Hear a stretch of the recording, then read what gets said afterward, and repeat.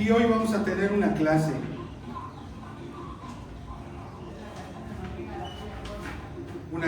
Y prepararnos para la siguiente semana. Han pedido mucho y necesitamos mucho la clase sobre el control de las emociones. La próxima semana la vamos a tener. Amén. Y como decía Javier, estamos viviendo tiempos bien complicados. Tiempos donde no nos alcanza el tiempo. Tiempos donde algunos saben qué hacen, salen de su casa, bueno, más bien, se despiertan en la madrugada, se bañan en la madrugada y salen al trabajo en la madrugada. Y hacen 3 horas de camino hacia su trabajo. Trabajan como negros, salen muy tarde, no tienen tiempo para comer, no tienen tiempo para nada y se regresan y ahora son 3 horas y media mínimo porque en la noche no sé por qué hay más tráfico. 3 horas de transporte y así, hermanos, no tienen tiempo. Siri está admirable. Ya.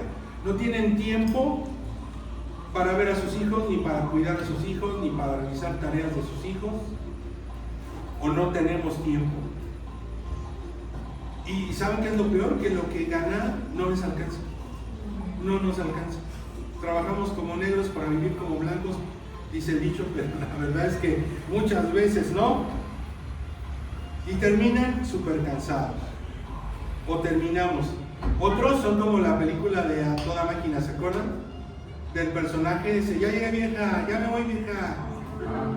El contexto era que ese cuate, el esposo de la portera, llegaba de vestido de bombero y se cambiaba, salía vestido de policía. Y llegaba y vestido de granjero y se iba. Y ya llegué vieja, ya me voy vieja. Y no les alcanzaba. Qué complicado es eso, ¿no? Y es que, hermanos, estamos viviendo una cultura basada en la insuficiencia, en donde no hay tiempo, en donde los recursos no alcanzan, en donde no hay fuerza porque terminamos súper cansados y donde no hay fe suficiente. Hoy vamos a estudiar, hermanos, la importancia del milagro en los evangelios. Y es que fíjate, hermano, el pasaje que vamos a estudiar contempla un milagro que junto con la resurrección es narrado en los 4 evangelios. Y eso eleva la centralidad teológica y ¿sabes qué? Eleva nuestra curiosidad. ¿A poco no? Oye, este milagro que vas a relatar es tan importante, pues ¿de qué se trata? ¿No? ¿De qué estás hablando? Y a ver, dime dónde vamos a encontrar el pasaje. Bueno, hermanos, se encuentra en Mateo 14 del 13 al 21, en Marcos 6 del 30 al 44, en Lucas 9, 10 y 17 y en Juan 6, 1 al 14. Vamos a escoger un evangelio para leer y dejamos de tarea que lean los otros para que puedas comparar. Normalmente yo voy comparando los evangelios, pero por tiempo no vamos a poder. Vamos a leer Marcos, ¿les parece? Marcos 6 del 30 al 44. Vamos a leer un poquito. Marcos 6:30. Entonces los apóstoles se juntaron con Jesús y le contaron todo lo que habían hecho y lo que habían enseñado. Él les dijo: venid vosotros aparte a un lugar desierto y descansad un poco, porque eran muchos los que iban y venían, de manera que ni aún tenían tiempo para comer. Y se fueron solos en una barca a un lugar desierto. Pero muchos los vieron ir y los reconocieron. Y muchos fueron allá a pie desde las ciudades y llegaron antes que ellos y se juntaron a él. Y salió Jesús y vio una gran multitud y tuvo compasión de ellos, porque eran como ovejas que no tenían pastor. Y comenzó a enseñarles muchas cosas. Cuando ya era muy avanzada la hora, sus discípulos se acercaron a él diciendo: el lugar es desierto y la hora ya es muy avanzada. Despídelos para que vayan a los campos y aldeas de alrededor y compren pan, pues no tienen qué comer. Respondiendo él, les dijo: dadles vosotros de comer. Ellos le dijeron: que vayamos y compremos pan por 200 denarios y les demos de comer. Él les dijo: ¿cuántos panes tenéis? Id y vedlo. Y al saberlo dijeron: 5 y 2 peces. Y les mandó que hiciesen recostar a todos por grupos sobre la hierba verde. Y se recostaron por grupos de 100 en 100 y de 50 en 50. Entonces tomó los 5 panes y los 2 peces, y levantando los ojos al cielo bendijo, y partió los panes, y dio a sus discípulos para que los pusiesen delante, y repartió los 2 peces entre todos, y comieron todos y se saciaron. Y recogieron de los pedazos 12 cestas llenas, y de lo que sobró de los peces. Y los que comieron eran 5,000 hombres. ¡Wow! ¡Qué pasaje! Y vamos a iniciar a deshebrar este pasaje. Vamos a ver que desde la perspectiva sinóptica, el milagro revela compasión y revela autoridad mesiánica de Jesús. Fíjate, pero vamos a verlo, si lo vemos desde el punto de vista de Juan. ¿Y sabes cómo se llama la perspectiva de Juan? ¿Sabe usted, hermano? Juánica. Se le llama, los hebreos le decían Juánica, para referirse a Juan. Fíjate, desde esta perspectiva de Juan, esta señal, acuérdate que Juan siempre dijo señales, funciona como señal donde nos podemos dar cuenta que Juan introduce el discurso de pan de vida. Y eso es increíble, pero eso lo vamos a ver un poquito más adelante. Ahora vamos al contexto, dirá nuestro hermano Enrique. Vamos al contexto histórico y geográfico. Vamos a ver dónde pasó esto. En las cercanías de Betsaida. ¿Se acuerdan dónde es Betsaida? Donde estaba una piscina, donde salía un ángel, revolvía el agua y el primero que caía ahí era sano. Ahí en esa ciudad. Y déjame decirte que se encontraron vestigios de esa piscina. Esa piscina existió. Amén. Amén. Amén. Cerca de Betsaida, región del mar de Galilea. Y Juan menciona el monte. Fíjate, aquí hay una tradición. La tradición se llama Tabga, donde se cree que realizaron 2 milagros. Este milagro y el llamamiento de los discípulos en el mismo lugar. ¿En qué momento ocurrió? Poco después de la muerte de Juan el Bautista. ¿Cuál era el contexto social? Esto es bien importante. ¿Cuál era el contexto social? Multitudes pobres, multitudes marginadas, dependientes de lo que cayera diariamente, del sustento diario. Otra vez multitudes pobres y multitudes marginadas. ¿Cuál era la situación espiritual? Israel espera un nuevo Moisés, un nuevo David, un libertador que provea en el desierto, que les dé todo. Fíjate, recordemos que este relato se desarrolla, dice, en un lugar desierto, pero no quiere decir que sea un desierto, porque dice que se sentaron en la hierba, un lugar lejano, pero donde había hierba. ¿Sabes por qué dicen un lugar desierto? Porque están evocando deliberadamente el éxodo. ¿De dónde salió? Bueno, ¿a dónde se fue el pueblo de Israel? Al desierto. Y esa gran multitud también enfrentó una realidad incuestionable. Dice Mateo 14:15, estamos en lugar desierto y la hora ya pasada es. Estamos en un lugar desierto, ya hace hambre, ya córrelos porque pues ¿qué vamos a comer, no? Ya como cuando llegan visitas y, pues ¿a qué hora se van? Porque ya quiero comer, ya que se vayan. ¿No?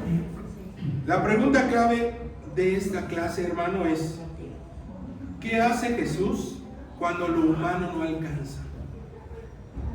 Porque no tenían para comer, para darles a todos. ¿Qué hace Jesús cuando lo humano no alcanza? Punto número 1. Jesús ve lo que los otros no ven. Jesús ve lo que nosotros no vemos. Dice Mateo 14:14, hermanos, y al ver la multitud, tuvo compasión de ellos. Amén. Tuvo compasión de ellos. Fíjate, ¿qué ven los discípulos? Oye, Jesús, ya córrelos.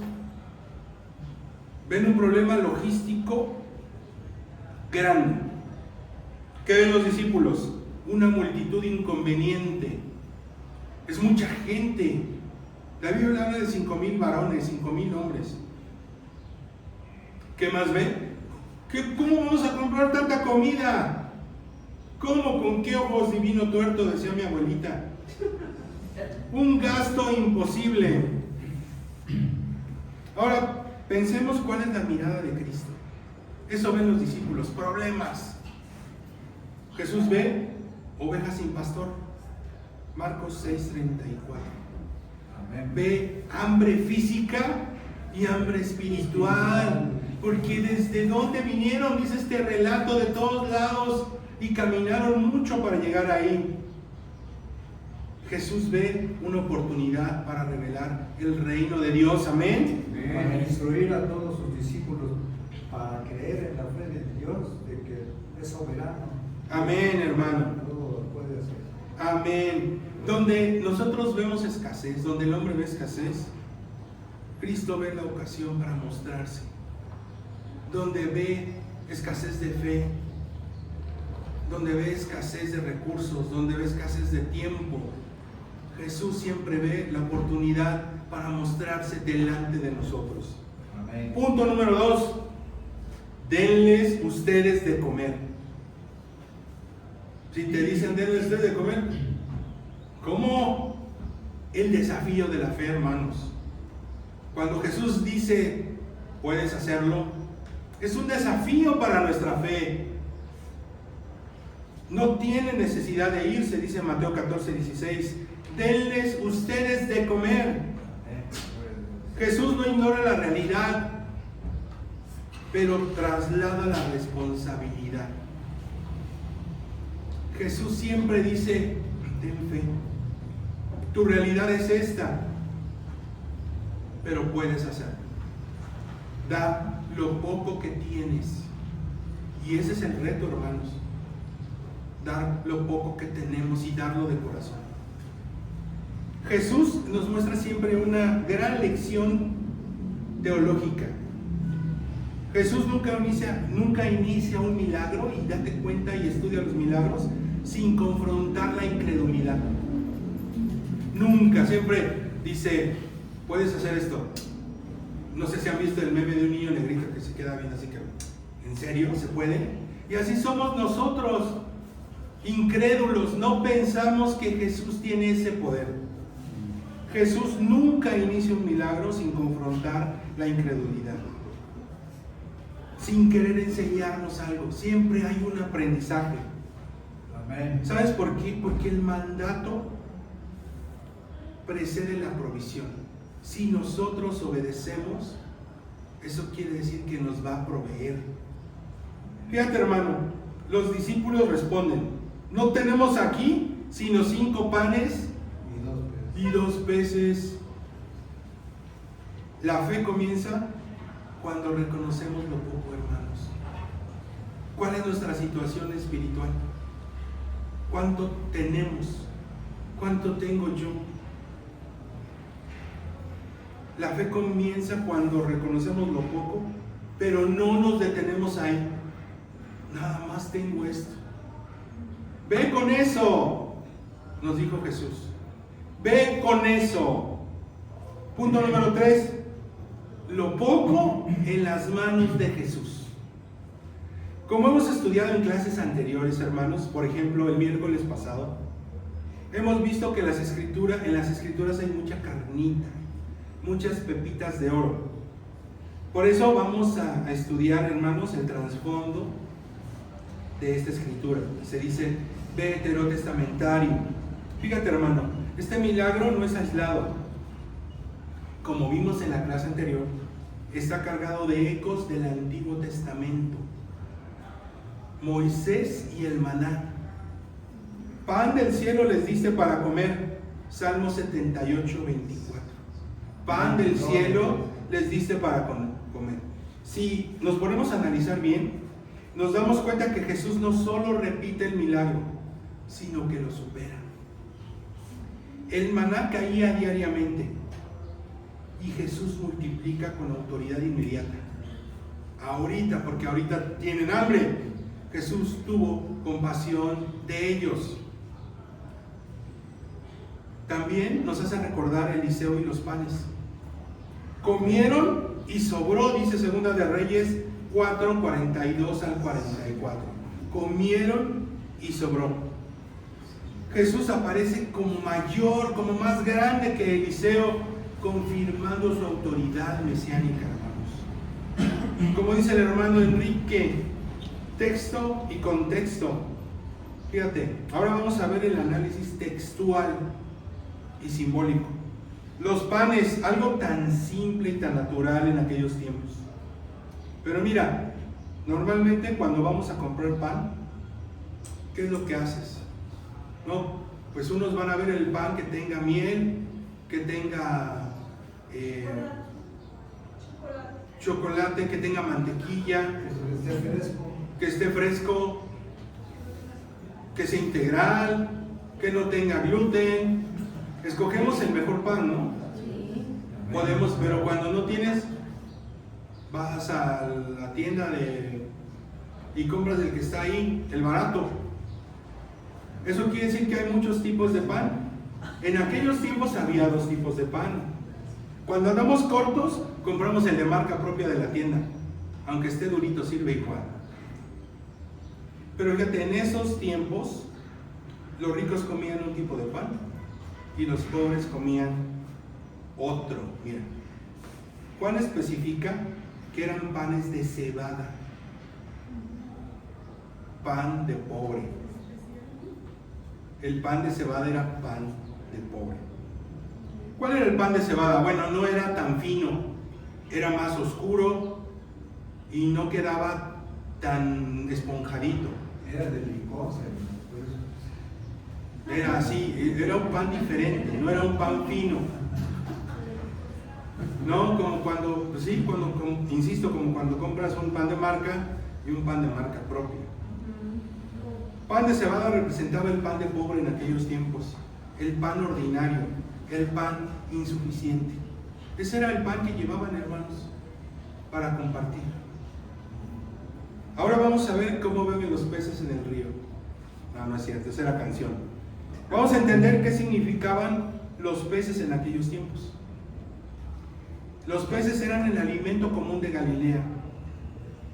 Y te acuerdas que en la iglesia primitiva, en el primer siglo, el pez era símbolo cristológico, y hasta hoy día, ¿no? Hay un pececito y es el símbolo cristológico. Pero ¿nunca te has preguntado qué tipo de pez?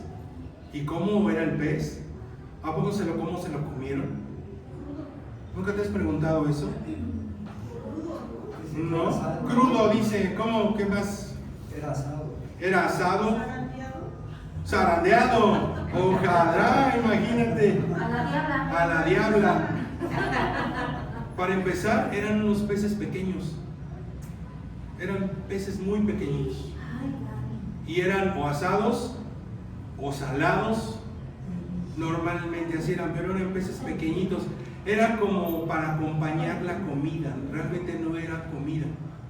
Era como para acompañar la comida. Después vamos a ver una clase en aquellos tiempos cómo era la comida. No era crudo. ¿Por qué no era crudo? Porque los judíos tenían que cuidar su dieta kosher. Nunca estaba prohibido, o más bien no estaba prohibido que comieran crudo. pero se cuidaban tanto que no comían crudo para cuidarse de las enfermedades. Sin mezclar lo impuro con lo impuro. No lo consideraban impuro, pero sí tenían mucho cuidado que no fuera crudo para cuidarse. Entonces ya aprendimos un poquito más, ¿no? Eran peces pequeñitos y eran como para acompañar, como cuando acompañas con, no sé, con botana tu comida. Era eso, botanita. Fíjate, en este pasaje vamos a ver un principio eterno. Dios no multiplica lo que escondemos, hermanos, sino lo que entregamos. Aquí dieron lo poco que tenían para que todos los demás pudieran comer. Ellos no sabían si les iba a alcanzar para ellos, pero dieron lo poco que tenían. Y algo bien importante, hermano, fíjate bien. Jesús toma los panes y los peces, los bendice, los parte y los da. Y aquí hay una pepita de oro. Fíjate los verbos utilizados: tomó, dio gracias, partió y dio. ¿A qué te suena? Milagros. Son los mismos verbos de la última cena, hermanos. Tomó, dio gracias, partió y dio. Son los mismos versos, los mismos verbos de la última cena. El milagro no solo alimenta el cuerpo, sino que nos lleva, nos apunta a una comunión espiritual. Amén. Fíjate, si nos damos cuenta, este es el momento que ocurre un milagro, no en la multitud, sino en las manos del Maestro, en las manos de Jesús. Ellos participaron en la comunión. Aquí ahorita que dice de los evangelios sinópticos, cada uno lo ve desde su punto de vista, pero fue la misma enseñanza. Así es. Y entonces ya no tenían el día que era Juan el Bautista, y Jesús venía a cumplir para poder instruir a todos los que estaban viendo los milagros. Así es. Amén, hermano. Fíjate, y por si fuera poco esta enseñanza, vamos a ver algo de numerología. Vamos a ver los números. 5 panes, el Pentateuco, la Torá. 5 panes, 2 peces, referencia de la ley y los profetas. 5,000 hombres, comunidad organizada, no multitud caótica. 12 canastas, restauración del pueblo de Israel, las 12 tribus y la provisión completa para el pueblo de Dios. 12 canastas. ¿Y cuál es la teología del milagro? Fíjate, en este pasaje Jesús actúa sin invocar a Dios. Él solamente bendice, Él mismo bendice, lo cual afirma su autoridad divina. Dice la Escritura, Marcos 6:41, levantando los ojos al cielo, bendijo. No ora pidiendo el milagro, hermanos, lo ejecuta. Ese es Jesús, ejecuta el milagro. Punto número 4, el orden del reino antes de la provisión. Mandó a que se recostasen por grupos, dice Marcos 6:39. Por grupos. Antes de multiplicar, Jesús establece orden, organiza la multitud e introduce una estructura. El reino, hermanos, no es caos espiritual. Y aquí voy a hacer una pausa. Hay lugares superorganizados, con grupos, ministerios para todo, con muchos líderes, estructura administrativa, prédicas correctas, pero espiritualmente, lo que Jesús nos enseña es a buscar dirección divina. Dirección divina. ¿Para qué te sirve un cúmulo de tanta gente? Sí, a veces nos ignoran. Sí, como comentaban algunos hermanos, pasa el líder y te saluda. Pasa el pastor y no te pela. Los hermanos se dividen por grupos. Y si no eres de su grupo, pues no eres de su grupo y no eres bienvenido. Jesús aquí conforma una comunidad donde todos son incluidos. Y eso, hermanos, es lo que tenemos que buscar. Una comunidad donde todos seamos incluidos. Amén. Donde no haya elitismo, donde no haya grupos. Porque todos somos iguales. Jesús tuvo compasión de ellos. ¿Tú crees que Jesús no tiene compasión de nosotros? Amén. Amén. Amén. Amén. Jesús nos enseña a buscar una dirección divina, la cual vamos a lograr amando a Dios con todas nuestras fuerzas, con toda nuestra mente, con todo nuestro espíritu y amando al prójimo como a nosotros mismos, hermanos. Amén. Amén. Muchos queremos provisión sin obediencia, milagro sin disciplina, pan sin señorío, pan gratis. Fíjate, la teología del reino de Dios no se establece a la fuerza, ni por presión, ni por intimidación, ni amenaza, ni manipulación. Otra vez, el reino de Dios no se establece a la fuerza, ni por presión, ni intimidación, ni amenaza, ni manipulación. Hermano que nos estás viendo por YouTube, si en el lugar donde te congregas hay esto, ten cuidado y órale a Dios para que te guíe. Amén. Jesús manda sentar a la gente en grupos, les da una estructura y un propósito, pero lo principal es la obediencia. Todos lo hicieron. Es la obediencia y el amor. Amén. Amén. Fíjate, habla 5,000 hombres, sin contar mujeres y niños. Vamos a pensar, 5,000 hombres que llevaron a su esposa y que llevaron a sus hijos. Los grandes teólogos dicen que por lo menos había 20,000 gentes ahí, por lo menos. Entonces date cuenta del poder de darle de comer a 20,000 gentes. ¿Y por qué? Y aquí tenemos otro conflicto que mucha gente dice, ¿no? Pero ¿por qué contaron nada más a los varones? Discriminan a la mujer. Acuérdate que los censos se llevaban a cabo por líder de familia. Solamente se censaban a los varones. Sí, un poco por discriminación, pero por orden, solamente a los líderes de familia. Y los líderes de familia eran los que en algún momento informaban cuántos miembros de su familia había. Entonces imagínate la calidad del milagro. Punto número 5, todos comieron y sobró. Mateo 14:20, y comieron todos y se saciaron. ¿De qué nos habla esta escritura, hermanos? De suficiencia total. Amén. Nadie quedó excluido, hermanos, nadie. Hasta que sobreabunde. Nos habla de sobreabundancia divina, justamente. Y recogieron 12 canastas llenas. ¿Qué representan las 12 canastas llenas? Provisión completa, la restauración de Israel y la fidelidad continua. Si nosotros seguimos con Cristo, Él nos va a proveer todos los días. Hermanos, cuando Dios provee, nunca lo hace a medias. Vamos a ver poco a poco de la teología de la abundancia, porque no se trata, hermanos, de la prosperidad materialista. No se trata de eso, sino de suficiencia divina y sobreabundancia que nace de la obediencia. Amén. Amén. Amén. La escasez se transforma, hermanos, cuando lo poco que tenemos lo entregamos a Cristo.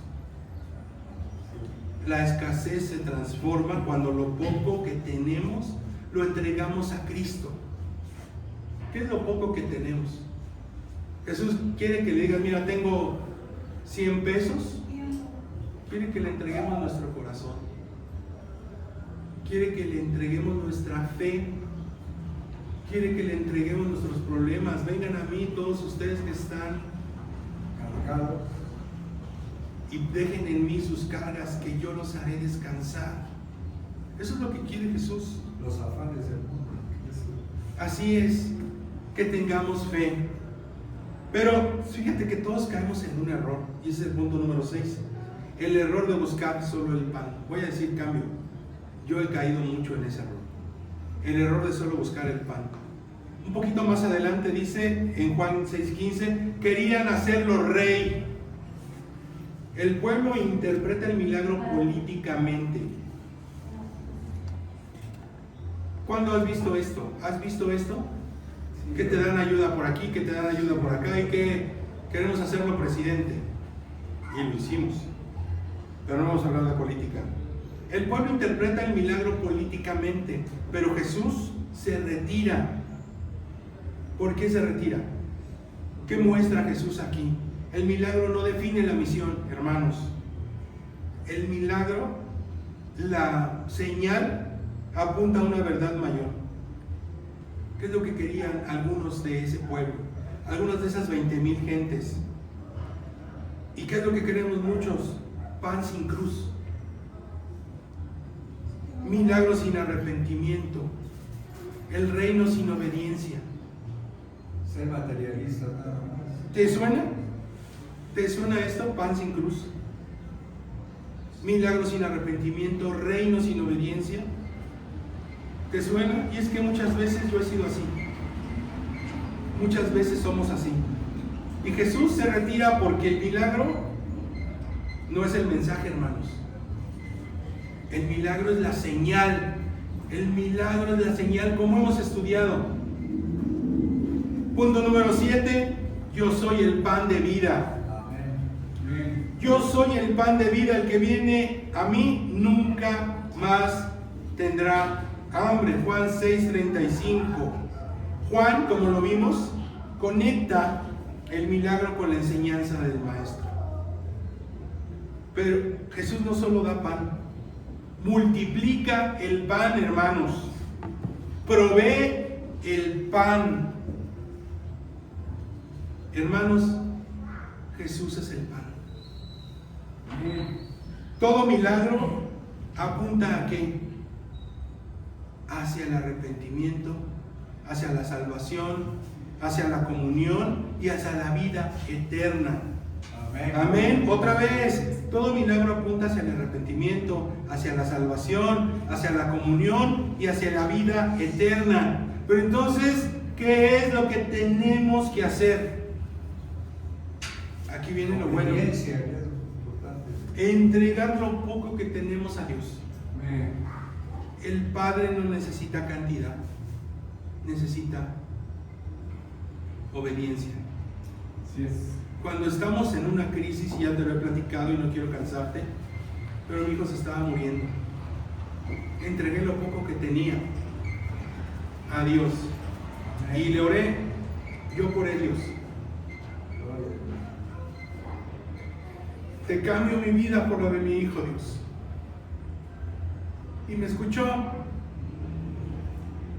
Amén. Y el milagro está ahí. ¿Qué es lo que, cómo tengo que corresponderle a Dios? Con obediencia. Entregamos lo poco y ¿sabes qué? Necesitamos confiar, aunque no entendamos absolutamente nada. Así es. Hermanos, la fe no camina por cálculos, sino por convicción. Amén. Otra vez, la fe no camina por cálculos, sino por convicción. No persigamos solo los milagros, hermanos. Tenemos que perseguir al Cristo de los milagros. Amén. Amén. Tenemos que recordar quién es nuestro sustento, porque el pan se acaba, pero Cristo permanece. El pan de vida no se acaba, hermanos. Amén. Amén. Vamos a concluir. Hoy Jesús sigue preguntando, ¿cuántos panes tienes? No te pide lo que no tienes. Hoy Jesús te sigue preguntando, ¿qué tienes para darme? Quizá es una decisión. Quiero cambiar, quiero ser diferente. Quizá es algo que tienes que dejar. Jesús te pide lo que estás dispuesto a entregar. Fíjate, hermano, cuando lo poco se entrega en fe, Dios lo convierte en suficiente y abundante. Dios trabaja con lo que se entrega, no con lo que se retiene. Hermano, no te guardes nada. Entrégale tu vida, tu pensamiento, tu necesidad a Jesús. Amén. Amén. El discípulo no es la fuente, hermano, sino el canal. Nosotros podemos ayudar a otros, pero que no se nos olvide que Jesús es la fuente y nosotros solamente podemos ayudar. Gloria a Dios. Amén. La fe, hermanos, no ignora la realidad, pero no se somete a ella. Otra vez, la fe no ignora la realidad. Ahí está tu problema, pero la fe no se somete a la realidad. Amén. El verdadero pan no es el que se hacía por un día.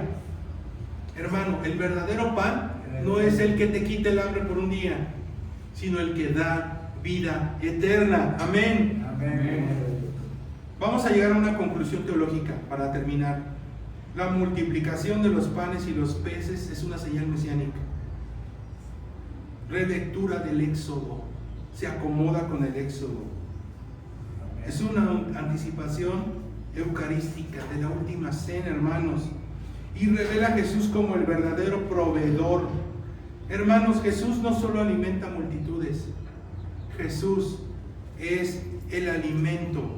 Hermanos, entreguemos a Jesús lo poco que tenemos. Si tienes poca fe, no importa. Si crees que tus problemas son suficientes y no entiendes, no importa que no entiendas. Entrégale a Jesús. Si tienes una enfermedad y crees que no vas a sanar, dile, como la semana pasada: creo, ayuda a mi incredulidad.